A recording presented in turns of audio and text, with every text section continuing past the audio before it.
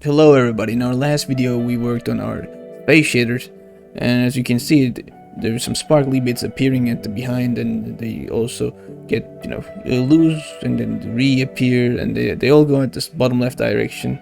We can maybe, I don't know, eventually change the direction that the stars are moving, but one thing that I feel like we need to do is that if the spaceship is moving towards, like, let's just say bottom left, that's the same direction that stars are going, then stars should feel like they're relatively, maybe slowly going a little bit to the top right to give it a relative feeling. And if you're going like the top right, the stars are going bottom left, but it should appear like they're just moving to bottom left a little bit faster.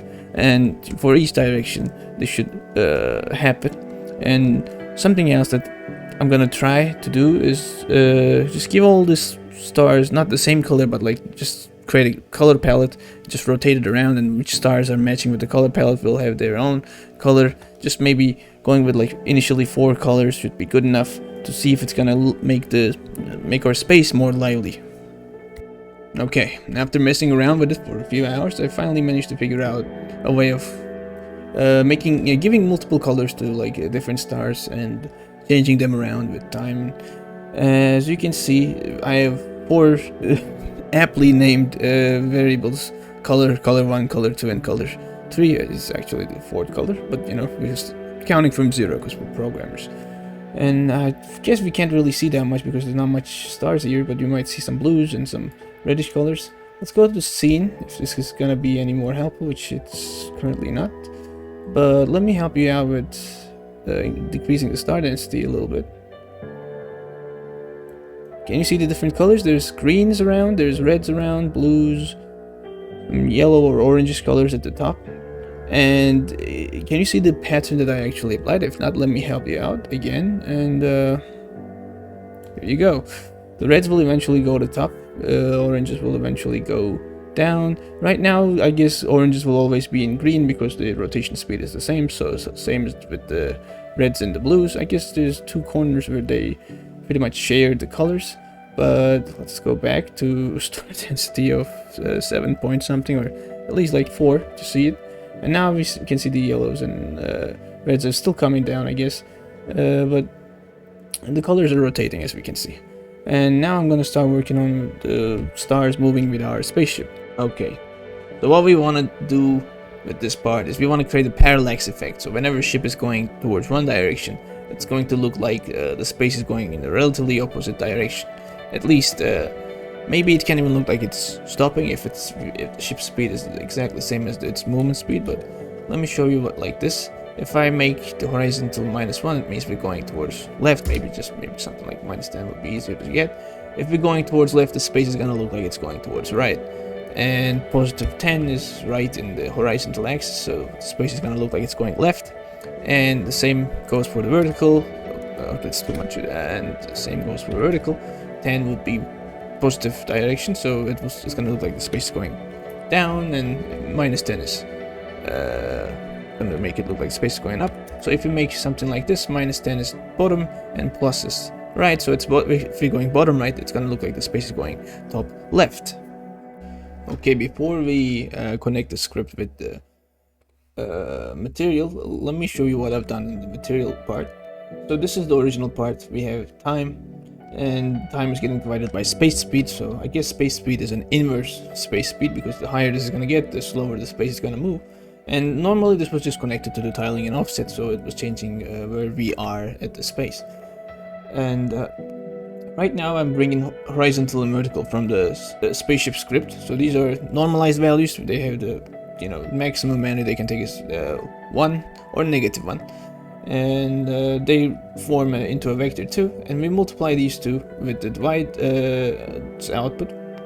And after that, let's just assume that if these were like 1, then what's going to happen is basically it's going to be the same coming from the multiply. So well, once we add them all together, it's going to be like twice the size of each other. And if it was like completely -1, I guess it means it's going to look like the space is frozen still.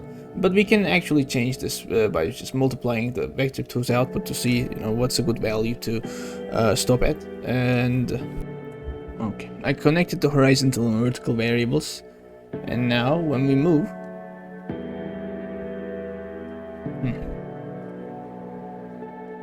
Yeah. So it seems like, besides the speed that you see right now, which is crazy, it goes back to where it originally was, which is definitely not intended. So what's happening right now is, as this time grows, this multiply also grows in multiples, which is making the space go way faster. And when we're done with these, the horizontal and vertical becomes 0. The time is back to what it used to be, just itself added. So it goes back to its original location. So there's 2 bugs for the price of 1. Talk about value. So I've been thinking about this, and it seems like I'm gonna need to get my hands dirty. Because, well, there might be some cool solution to this using maybe just writing shader code, but with shader graph, it seems like I'm not going to be able to store the variables or the offset of where I am at. So I need to carry this to the C# script to contain all these locations and update them, and send it to the shader graph. Okay, I wrote a script that contains where the ship is located at, and this will be updated as the ship moves along, and this location is going to be sent to the material as an offset, which will then change the space. So let's try it out. As you can see,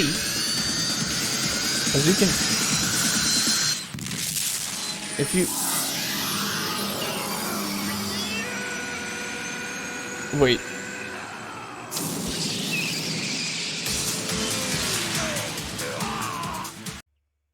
I figured out the cause of the bug, and that was because I had too much nitro in my code. Now that I got it removed, as you can see, it's a way more chill pace. You know, we can just take it easy, relax, enjoy life, smell the flowers along the way. But as you might have realized, if I do not move my spaceship, none of the stars are moving. And that's because I did not have added the effect at the time. So next step is to add that, and let's see. Alright, finally I added the time movement for the stars. So now they're going at just the classic bottom left direction that they used to go, which is nice. And if you might see, I guess it's hard to see here now, but if I move it, maybe it's more visible. Some of the stars are way more affected by my movement speed, and that's to create a feeling that some of the stars are way closer. So they actually are faster than the other stars. At least this group is faster than this individual one. And you can see the space is getting bigger around there, and we can change that by changing the speed of this second layer stars. And this is crazy much, but like, I guess 1.2 is what I was at, and which is pretty close, and it's a subtle feeling that's adding, I guess, more nuance to what's happening behind the scenes. And we can also change the direction where the second group of stars are going. Right now they're going up and left instead of bottom and left, and we can play around with these, and if we decrease the star density, we can see more clearly what's happening here. Okay, I think I messed around with the space shaders enough. I think I gotta continue working on the rest of my game. So even then, I'm still like happy with what I got right now, so that's good. And hopefully I'll see you all in the next video. Goodbye.